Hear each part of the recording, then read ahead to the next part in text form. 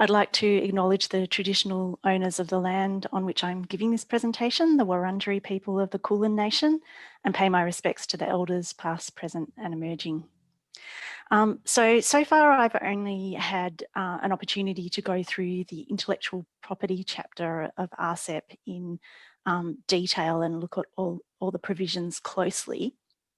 But I have to say that there's, in comparison with many of the other trade agreements that are being negotiated or have been negotiated recently, there are very few of the really nasty things that we've seen in intellectual property chapters in terms of pharmaceuticals in other agreements. So the RCEP intellectual property chapter is lacking a lot of the TRIPS Plus provisions that we've seen in trade agreements negotiated by the US and the EU, and is looking a lot better than we expected earlier on in the negotiations, but there still are some remaining concerns with the provisions that are in there. So during the negotiations, public health people got quite alarmed about the proposals that were being made for the RCEP intellectual property chapter. In February 2015, there were leaked proposals from a number of the parties in the negotiations. And we saw, to our surprise, that Japan and South Korea had both proposed patent term extensions, and Japan had also proposed an expanded scope of patentability and data exclusivity. So these are all provisions that we know can increase the cost of medicines, keep generic medicines out of the market for longer. And that was particularly a concern because we had India in the agreement at that stage. And India, of course, is known as the pharmacy of the developing world because it manufactures so many generic medicines and exports them to developing countries that don't have their own manufacturing capacity. And also because RCEP had a number of very poor countries, particularly Cambodia, Laos and Myanmar.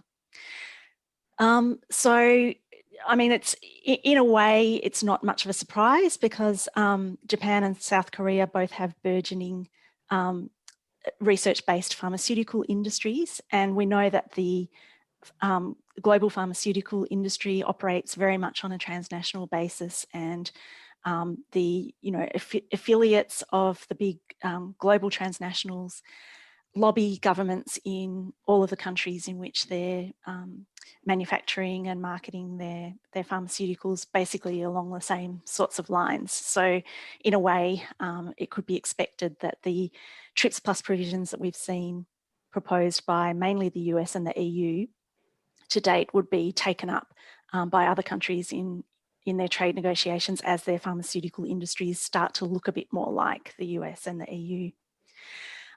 ASEAN and India both put counter proposals and sought an agreement that didn't go beyond the TRIPS agreement. And I think the fact that the outcomes were not nearly as bad as we thought they might be at this stage in the agreement was largely because of the participation of India in the agreement, and also the fact that the ASEAN countries negotiated as a bloc. And so I think that Japan and South Korea's proposals didn't get very much sympathy in the trade negotiations. There was another leaked draft in April 2016, which showed Japan's proposals for patent term and data exclusivity were still in the text, but bracketed and opposed by the other negotiating countries. So in the final RCEP IP text, those provisions specifically applying to pharmaceuticals like patent term extensions and data exclusivity were gone from the final draft, which is really good news. So all of the big ticket TRIPS Plus intellectual property provisions that we have focused on in other trade agreements are not included in the RCEP, which is really good, particularly since there are some very poor countries involved that already struggle to provide access to medicines. However, there are some provisions that we do have concerns about. So one of them is that the RCEP IP text requires countries to ratify or accede to, if they haven't already acceded to, various multilateral intellectual property agreements, including the Patent Cooperation Treaty. It provides for patent protection or some equivalent type of protection for plant varieties, which means that countries need to provide monopolies on seeds. And there are relatively strong, in fact, surprisingly strong intellectual property enforcement measures for a trade agreement that includes a lot of developing countries. So the sorts of IP enforcement measures that are included in Section J of the IP text include not just civil measures to enforce intellectual property rights, but also criminal procedures and penalties for counterfeiting on a commercial scale, and those include imprisonment as well as fines. And more concerning, provisions for destruction of counterfeit goods without compensation, and forfeiture or destruction of associated implements, machinery and things for making goods, labels and packaging and so on. And also suspension of release of suspected counterfeit goods by customs authorities at the borders, either on application of a rights holder or on custom authorities' initiative. So the concern here is, and these provisions don't actually apply to patents, they apply to trademark goods and copyright goods and so on.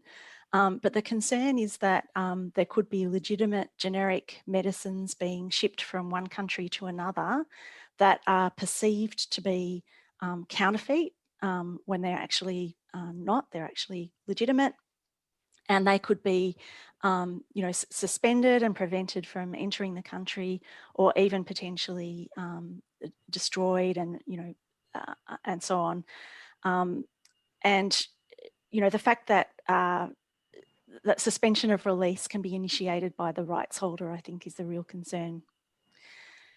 We know that that Australia and New Zealand were particularly interested in seeing grace periods for patents, so a 12-month period where someone who's applying for a patent can use information that's out in the public domain already to support their patent application.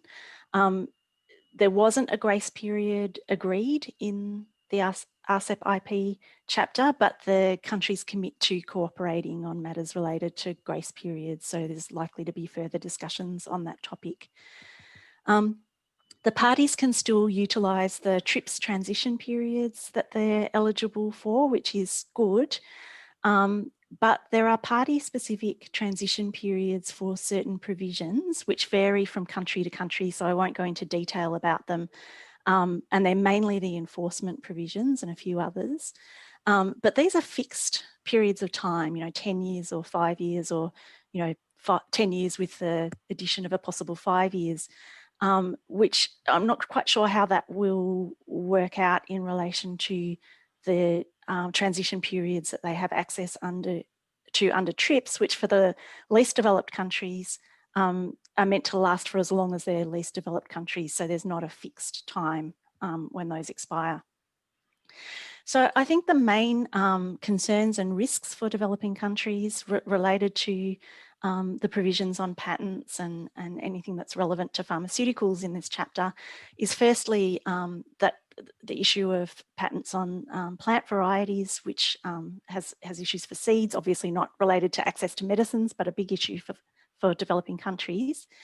The potential for seizure of generic medicines that are suspected as counterfeit drugs. And the pharmaceutical industry, the research-based pharmaceutical industry has a strong interest in kind of undermining the legitimacy of generics and drawing alignment between counterfeits and generics. So this is something that I'm sure the industry pushed very hard for and will try to make use of. There are question marks around whether the transition periods will be enough for the least developed countries. And I guess whether they, countries like Cambodia and Myanmar, they really shouldn't be putting their public resources into, developing the administrative structures and architecture for doing a lot of these things. So